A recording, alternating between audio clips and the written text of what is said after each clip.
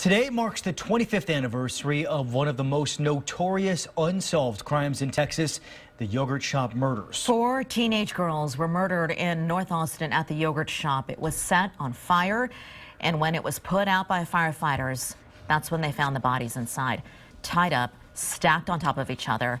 All the girls shot in the head, execution style.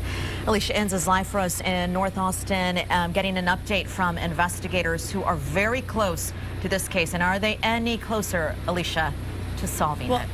Yeah, Sally, they're hopeful. I think that's one of the biggest things we've learned in talking with the police and detectives, that we're very close to this case and continue to work on it. A lot has changed in the last 25 years, especially when it comes to technology. The one thing, though, that has not changed is the amount of outpouring support from the community when it comes to the 4 girls involved in this. And even here in the parking lot in North Austin where this crime happened, a plaque has been set up in loving memory of the 4 girls involved, the candles lit.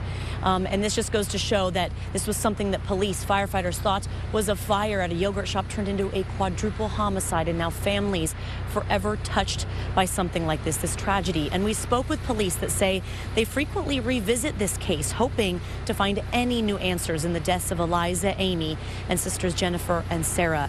Officials hope the continued advancement in technology, as I mentioned, they're going to help them maybe find some answers to the unsolved DNA questions in this cold case, especially hoping for some type of nationwide search of offenders. If we ever get to a point where we have a national database for some of the different subtypes of DNA that we have, that could be one of the keys to bringing this investigation back into the courtroom. All right, let's look at the history of this case. In 1991, 4 girls were bound, sexually assaulted, and killed at the I Can't Believe It's yogurt shop. This is off Anderson Lane here in North Austin. 8 years later, investigators got a break. Authorities arrested 4 men after Michael Scott and Robert Springsteen confessed to the crime. Only Springsteen and Scott went on to trial. And in 2001, a jury found Springsteen guilty and sentenced him to death.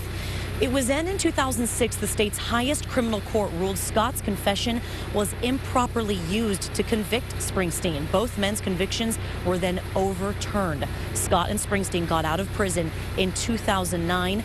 Later on, testing found the DNA of an unknown man on the victims involved in this. Travis County dropped the charges against the men while they investigated the new evidence, bringing us here to today, where this is still remaining one of those unsolved mysteries.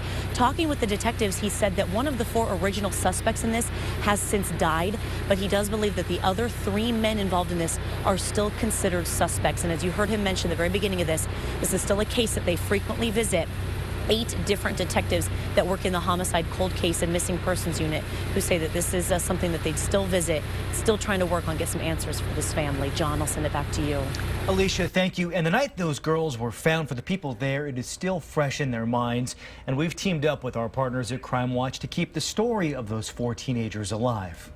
The firefighter with me tapped me on the shoulder and pointed down. And he asked me, is that a body? And I had to step back.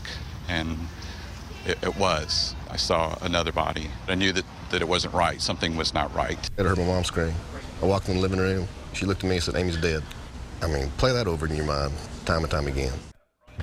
With the recent problems surrounding APD's crime lab, we asked if any of the evidence from this case had been impacted by that. Detectives told us no. They said it has all been tested at other labs, including at the Department of Public Safety. Let's